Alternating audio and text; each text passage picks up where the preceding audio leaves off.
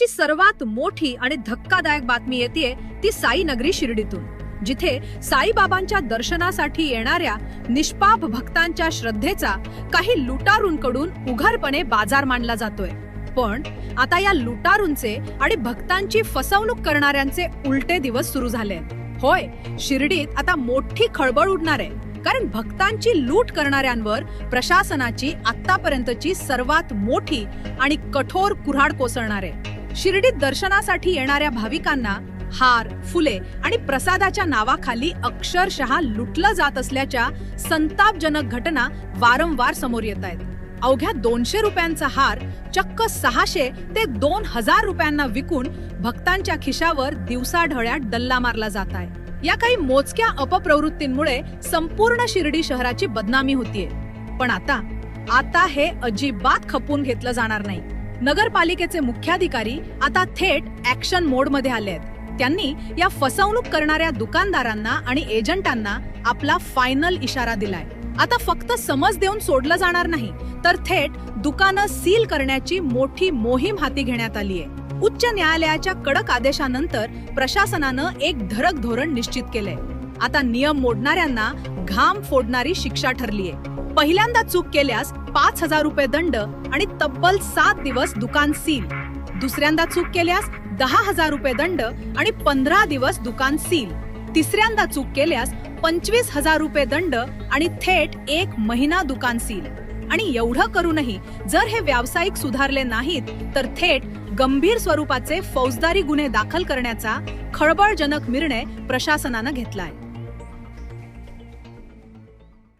खरं तर आपण बघत असतो की बरेचदा साई भक्तांना इथे लुटीच्या घटना घडतात।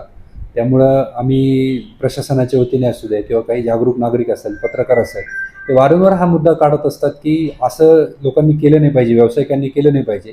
यातून एखाद्या अपवादानं घडणाऱ्या घटनेमुळं शिर्डी शहराची त्याच्यामध्ये बदनामी होते आणि कस्टमर जे असतील ते इथं खरेदीला त्या ठिकाणी नाकारतात। त्याचा परिणाम हा नकारात्मक परिणाम हा व्यवसायावर होत असतो आणि भक्तांची फसवणूक करणं ही खरंच तर चांगली गोष्ट नाही आहे। त्यामुळे मध्यंतरी आम्ही काही सुधारणा हाती घेतल्या, ज्याच्यामध्ये बऱ्याचशा व्यावसायिकांची आम्ही वेळोवेळी मिटिंग घेतल्या आणि हार, फूल, साहित्य याचे दर निश्चित केले आणि हे दर जे आहे QR कोडच्या माध्यमातून आम्ही वेगवेगळ्या ठिकाणी लावले। हे जे दर आहेत हे आपण जे जागरूक नागरिक असतील किंवा व्यावसायिक असतील यांच्याशी चर्चा करूनच फायनल केले। हे स्टँडर्ड रेट असणार आहे, याच्यापेक्षा जास्त रेटनं कोणी विक्री करू नये।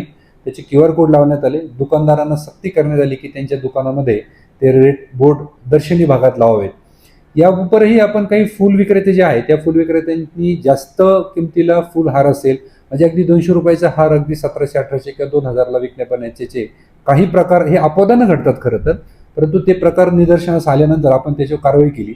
मुळात माननीय हायकोर्टाने 5846/2023 ह्या एका सिव्हिल ॲप्लिकेशनमध्ये आपली एक कमेंट केलेली आहे की ज्याच्यामध्ये की शक्यतोवर कर्मचारी सहकारी सोसायटीच्या माध्यमातून या पद्धतीने वाजवी दरात फुल विक्री केली पाहिजे आणि त्याचे रेट बोर्ड लावले पाहिजे आणि फसवणूक करणाऱ्या आणि अवाजवी दराने विक्री करणारे जे फुलविक्रेते असतील किंवा जे अनऑथराइज फुलविक्रेते असतील, मिडलमन असतील, एजंट असतील, त्याच्यावर पोलीस आणि नगरपालिकेने सक्त स्वरूपाची कारवाई करावी असे कमेंट माननीय हायकोर्टानं 14/11/2024च्या आपल्या आदेशामध्ये पारित केलेले आहे।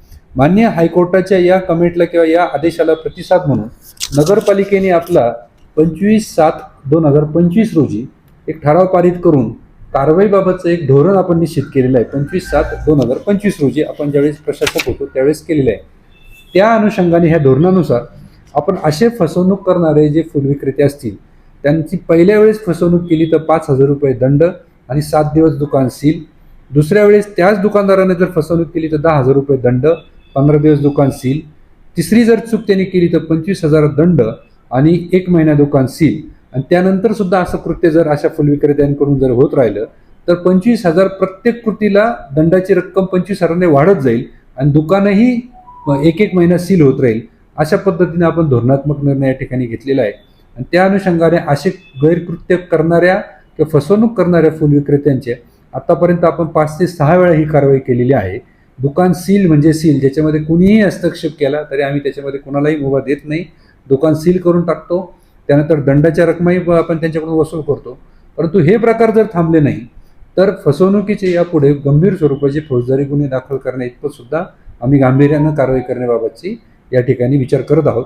आणि कुठल्याही परिस्थितीत सगळ्यांची भावना आहे, जागरूक नागरिक असेल, प्रशासन असेल, साईबाबा संस्थान असेल, नागरिक असतील, या ठिकाणी पत्रकार असतील, सर्वांची भावना आहे की अशी फसवणूक झाली नाही पाहिजे. आणि याबाबत तातडीनं लगेच न्यूज पण येतात, बातम्या पण येतात, त्या आल्याच पाहिजे. अशा करता की प्रशासन देखील त्यामुळं अलर्ट मोडवर जातं. आम्हालाही कधी कधी ही माहिती मिळत नाही, पण मीडियानं लवकर उचलल्यामुळं किंवा एखाद्या भक्ताची फसवणूक झाल्यामुळं तातडीनं त्याचा बाईट घेतला जातो. तातडीने त्याची लिंक मला पाठवली जाते, आमच्या कारवाई करणाऱ्या कर्मचाऱ्यांना पाठवली जाते, जेणेकरून आम्हाला त्याच्यावर तातडीनं ॲक्शन घेणं सोयीचं होतं. मी पुन्हा फुलविक्रेत्यांना असं आवाहन करतो की कृपया कोणी फसवणूक करू नका. साई भक्त आपल्याकडे येतात वाजवी दराने, ते आपले देव आहेत, ते आले तरी इथली व्यवसाय चालणार आहे. हे भक्त येतील, त्यांना वाजवी दरानेच तुम्ही माल विका. फक्त फुलांच्याच बाबतीत नाही, हार असेल, फूल असेल, प्रसादाचं साहित्य असेल, शॉल असेल, कुठलाही पदार्थ असेल, कुठलाही साहित्य असेल, हे वाजवी दरातच विक्री करा. यामुळं तुमच्या चुकीच्या निर्णयामुळे, तुमच्या चुकीच्या कृत्यामुळे या ठिकाणी शिर्डीच्या या व्यावसायिकांमध्ये इतरांना त्याचा फटका बसतो, आपली बदनामी होती शहराची. आणि एवढं करून तुम्ही जर सुधारणार नसाल तर तुम्हाला सक्त कारवाईला मात्र सामोरं जावं लागेल. आतापर्यंत 5 ते 6 दुकानांवर ही कारवाईची कुऱ्हाड कोसळली देखील आहे. विशेष म्हणजे जागरूक नागरिक आणि मीडियाच्या सतर्कतेमुळे फसवणुकीची बातमी आता क्षणात प्रशासनापर्यंत पोहोचते.